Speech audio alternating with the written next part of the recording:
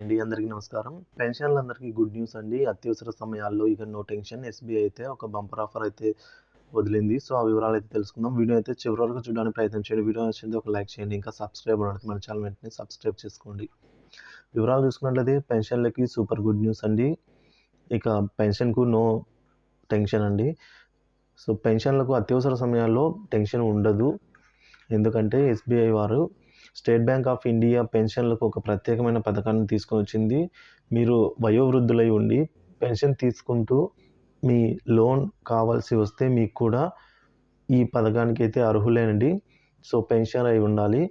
So, మీకు కావాల్సిందల్లా ఎస్‌బీఐలో account ఉండటమే. ఇప్పుడు ఆ వివరాలను తెలుసుకుందాం.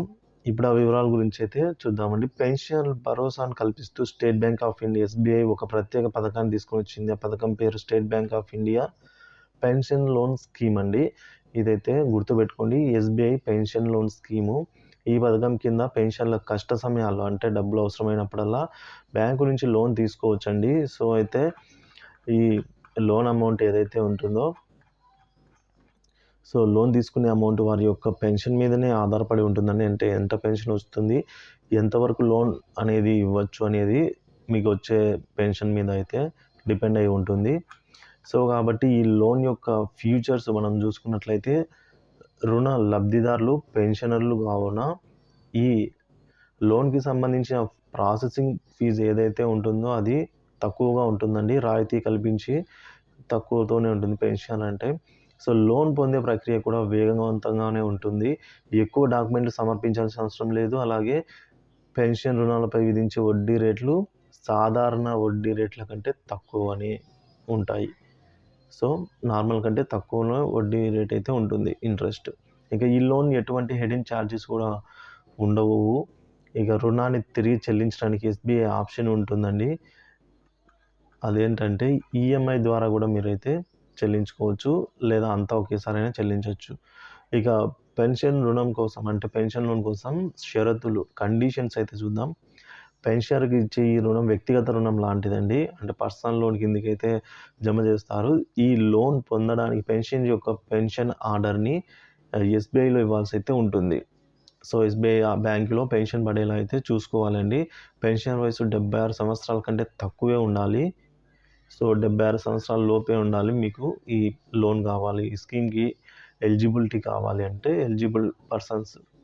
సో, ఎస్‌బీఐ నుంచి నో అబ్జెక్షన్ సర్టిఫికేట్ జారీ చేసే వరకు పెన్షన్ చెల్లింపులను ఇతర బ్యాంకులకు పెన్షన్ బదిలీ చేయడానికైతే వీలుండదండి.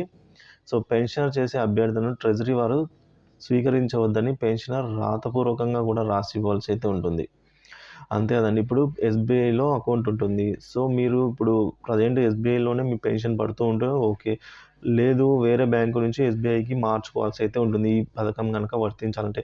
సో, అప్పుడు మీరు మధ్యలో ఈ లోన్ తీసుకున్న వెంటనే మారిపోవడానికైతే వీలు లేదండి.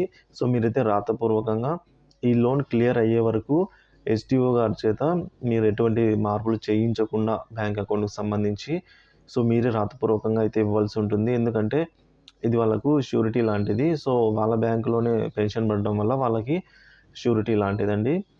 సో, ఈ విధంగా రాతపూర్వకంగా చెల్లించి తిరిగి చెల్లించే వ్యవధి అంటే మనము లోన్ రీపేమెంట్ అంటాం కదా! సో, దాన్ని 72 నెలలు గరిష్టంగా పెట్టుకోవచ్చు. లేదా పెన్షనర్ వయసు 78 సంవత్సరాల లోపు చెల్లించేలా కూడా పెట్టుకోవచ్చు. ఈ 2 ఆప్షన్స్ అయితే ఉన్నాయి.